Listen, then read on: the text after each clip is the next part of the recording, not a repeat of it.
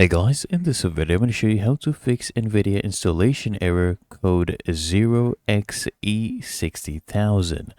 Now, the first thing I want you to do is just right click on your start icon, come here and click on system. Then what I want you to do from the left hand panel, come here, click on Windows Update, and I know this seems obvious, but I need you to make sure you are on the latest update. That's what usually causes the issues. So make sure you do the updates.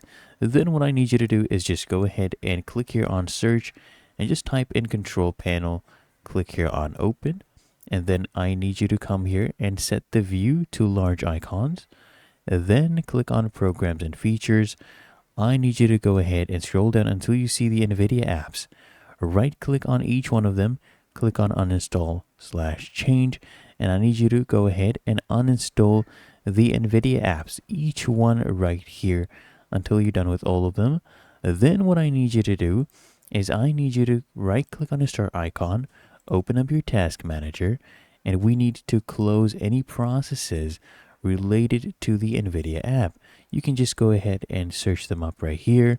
As you can see, NVIDIA app, go ahead and close any instance of the NVIDIA app. So you can see they're closing. Close these ones as well, and the tasks.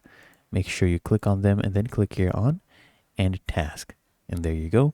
Now what I need you to do is I need you to go ahead and install the NVIDIA app after this. So once you have ended all of these tasks, such as this, you go back here on your browser, type in NVIDIA app, click here on download NVIDIA app.